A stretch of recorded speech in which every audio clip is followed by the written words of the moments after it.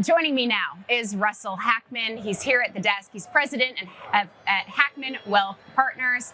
Russell, thanks so much for being here on this Friday. Caroline, thank you for having me. So I mentioned that we have S&P 500 now hitting likely a new all-time high with these 0.2% gains, so pretty modest. But as you think about, how far we've come, especially off the lows, 30+%, do you look at this market as ready for a breakout, or do you look at it as ready for a pause or maybe even a pullback? Well, it certainly is interesting. You got a lot of momentum, right? And then last night, you've got Governor Walsh talking about, hey, maybe we need to cut interest rates in 2 weeks, right? So that kind of talk will keep the market going, at least in the short term, I would think. I wouldn't be shorting it, I'll tell you that. And he's in the running for Fed chair. There's obviously a lot of uncertainty about the future and fate of Fed Chair Powell. If we did perhaps see Fed Chair Powell get fired from his job, do you think that would actually be bullish for the market, or would that actually question the Fed's independence and be a reason for a pullback? I think much smarter people than myself, like Jamie Dimon and David Solomon and Besant, the Treasury chair, have basically said, like, that's not going to happen and that can't happen. That would just be an unmitigated disaster for both the stock and bond markets. Okay. What do you think is the biggest risk that you're watching right now as it relates to the market's future direction? Something that remains around inflation and interest rates, right? So you got a pretty good economic situation, jobs data pretty good, retail sales pretty good. On the other hand, we know that deficits are continuing to be really high. The bond market is telling you look at the 10-year Treasury, it's saying, hey, 4.45, the 30 years above 5%. Those rates continue to tick higher. So that's showing you sort of strain on that end. And I think if there is something that comes back to nail the market, other than some really bad outcome on tariffs, to me, it's around interest rates and inflation. Can you make the case that the Fed should be cutting rates in July? The expectation is that it won't happen until September.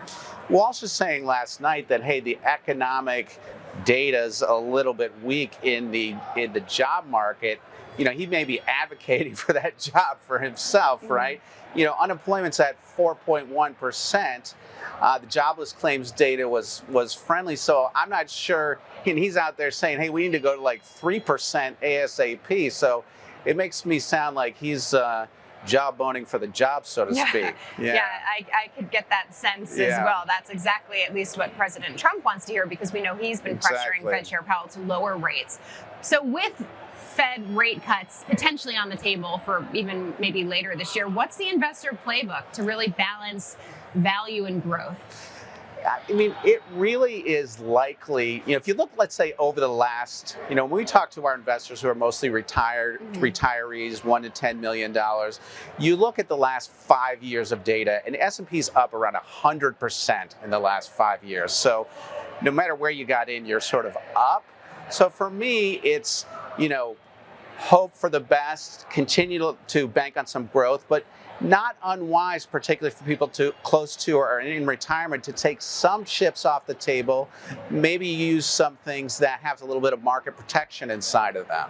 It's interesting you mentioned that your clients are mostly retirees. I saw that Allianz poll that some 64% of people are more worried about outliving their money than dying. So I'm curious if that's what you're hearing on your end. And I guess, how do you manage the risk of outliving your money? It isn't that an astounding statistic, right? And, but it makes sense. And, when we work with people who are close to or in retirement, it's, hey, if you're in your 50s or 60s or even 70s, your retirement could last another 20, 30 plus years. It's like, how do you make your income last? Price levels could double or triple over that retirement.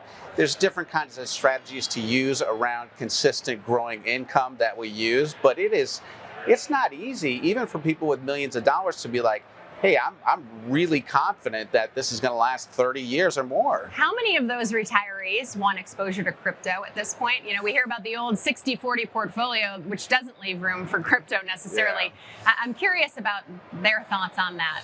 Most people that I talk to are just like, it's a little bit of a sort of Greek to them, and also, kind of hazardous. My personal view on crypto is doesn't really belong in my clients' portfolios, but I play around with it a little bit. But you have to be, what happens every 4 years is crypto drops 80%. Yeah. And anybody who's forgotten that, that tends to burn people. Yeah, there's a lot of people, I think, waiting for that drop, though, to try to get in and take part on the gains. Right. I do want to ask, you brought your book, Wall Street is Not Your Friend.